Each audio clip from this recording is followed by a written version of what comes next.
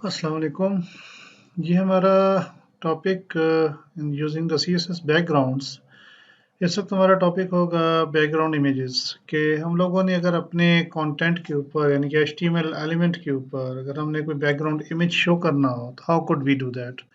इस वक्त हम लोग वो चीज़ डिस्कस करेंगे। फॉर एग्जांपल अगर मैं ये कहता हूँ कि ओके, अगर कोई बैकग्राउंड इमेज स्पेसिफाई करना हो तो हम लोग क्या करेंगे कि इस एलिमेंट का टैग यानी कि जो भी सिलेक्टर होगा, चाहे आईडी है, चाहे नेम है, चाहे क्लास है, चाहे attribute, what kind of selector it is, selector को यूज करके हम लोग सीएसएस की प्रॉपर्टी स्पेसिफाई करेंगे बैकग्राउंड इमेज, और बैकग्राउंड इमेज की फिर वैल्यू देंगे और वैल्यू को हम देंगे यूआरएल फंक्शन के अंदर इनक्लोज करके, और ये पाथ होगा हमारी उस इमेज का जो इमेज हमारे पास पड़ा होगा। ठीक है। फॉर एग्जांपल हम लोग आ जाते हैं अपने इसके पास वही एप्लीकेशन के अंदर, और हम लोग कहते हैं ओके, हम लोग ये बीजी कलर है तो इसके अंदर हम लोग कहते हैं कि अपने पास जैसे हेडर है तो हेडर में हम लोग ये कहते हैं कि ओके बैकग्राउंड इमेज, और यहाँ पे हम यूआरएल के अंदर स्पेसिफाई करते हैं और कोट्स के अंदर डबल डॉट स्लैश और bg1 jpg ये स्पेसिफाई कर देते हैं। तो वापस आए हम लोग अपने ब्राउज़र के अंदर और इसको देखें तो वी विल गेट कि हमारे पास जो इमेज है वो बिल्कुल रिपीट होके हमारे पास शो हो गया। इसको हम लोग देखते हैं कि कुछ ऐसा इमेज लेते हैं जो इमेज छोटा हो, यानी कि लेट्स से कि हम लोग गूगल पे जाते हैं और यहाँ पे हम लोग कहते हैं कि ओके, बल्कि एक काम करते हैं कि मेरे पास एक इमेज अवेलेबल डेफिनेटली होगा, और हम लोग वो इमेज स्पेसिफाई करते हैं ed-bg। ठीक है, मेक इट एज ed-bg और .jpg। यस, ठीक है। तो इसको अगर आके हम देखें तो हमें पता चलेगा, यस, ये देखिए ये इमेज जो हमारे पास अब रिपीट हो रहा है। ठीक है, क्योंकि इस इमेज ने एक तो ये इमेज ओरिजिनल में कैसा है, इस इमेज को हम लोग देख लेते हैं ओरिजिनल में कैसा है। तो इस इमेज को, yes, edbg, this is our actual image. ठीक है, तो इस इमेज को अगर हम रिपीट करना चाहते हैं तो इसको रिपीट करने के लिए हम लोग इसको कहते हैं कि एग्जांपल के तौर पे कोई ऐसा छोटा इमेज हमें लेना चाहिए जो इमेज के बैकग्राउंड पैटर्न। ठीक है, तो ये हमारे पास बैकग्राउंड पैटर्न है, लेट्स से, और हम लोग ऐसा करते हैं कि अपने पास let's say this is the gold pattern, और ये तो बहुत बड़ा इमेज है। ठीक है, बैकग्राउंड इमेजेस। ठीक है, तो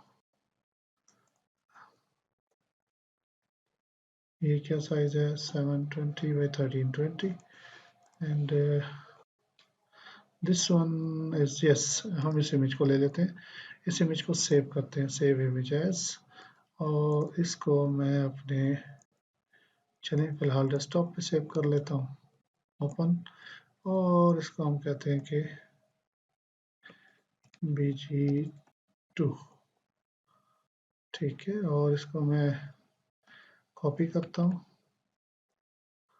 अपने फोल्डर में लाता हूँ, यहाँ पेस्ट करता हूँ, और अपने VS कोड में जाते हैं हम लोग, और इसको हम कहते हैं कि bg2।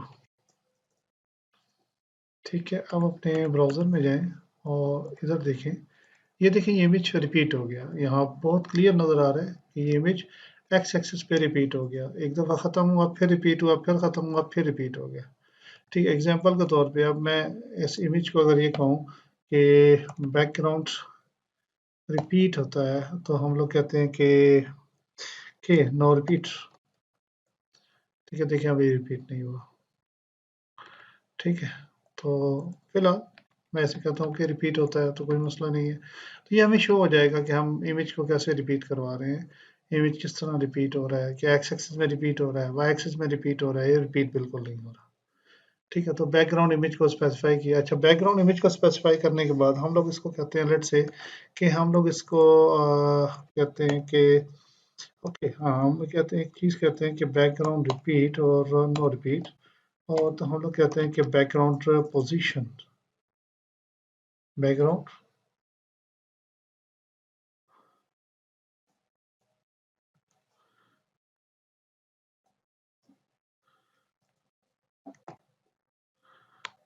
पोजीशन, पोजीशन को हम लोग कहते हैं, अगर मैं कहूँ बैकग्राउंड, यस बैकग्राउंड पोजीशन, तो हम लोग कहते हैं कि टॉप राइट, ये देखिए ये टॉप राइट पे चला गया। ठीक है, तो इससे भी छोटा इमेज अगर ले लेंगे तो आपको बहुत ज़्यादा क्लियर हो जाएगा। तो हम कहते हैं कि टॉप लेफ्ट, ये देखिए टॉप लेफ्ट पे आ गया।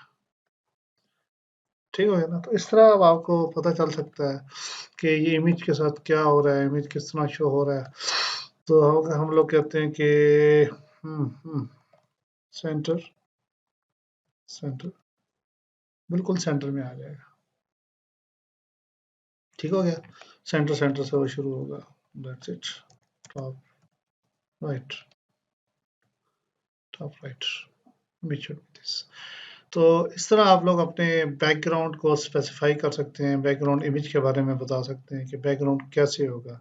इसको अगर मैं BG1 ले लूँ तो BG1 तो बहुत बड़ा इमेज है, ठीक है। इसको अगर मैं EDBG ले लूँ तो it is the small one EDBG, ठीक है। यस, हमें समझ आ रही है कि ये भी रिपीट होगा, मैंने रिपीट नहीं किया हुआ। अगर मैं इस रिपीट को फिलहाल कमेंट कर दूं तो ये देखें, ये बैकग्राउंड रिपीट हो गया।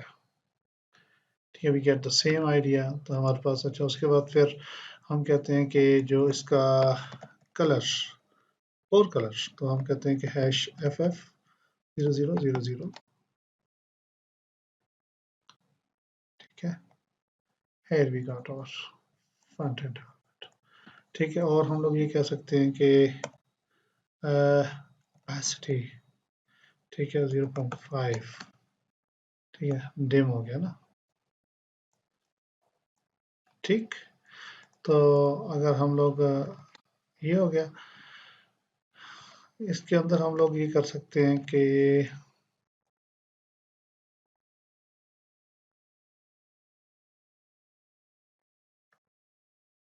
ये देखिए, ये हमारे पास एग्जैक्ट नज़र आ रहा है जो रिजल्ट हम चाहते थे।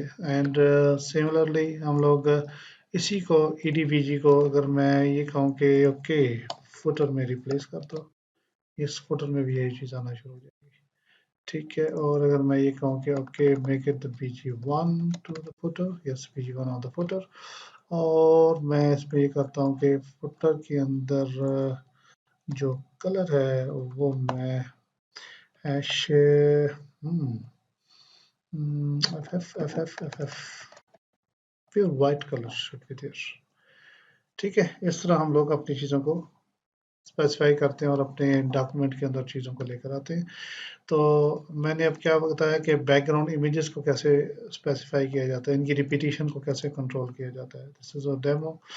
तो नेक्स्ट टॉपिक के अंदर हम लोग पढ़ेंगे कि बैकग्राउंड्स की रिपीटिशंस को कैसे मैनेज किया जाता है। Thank you very much.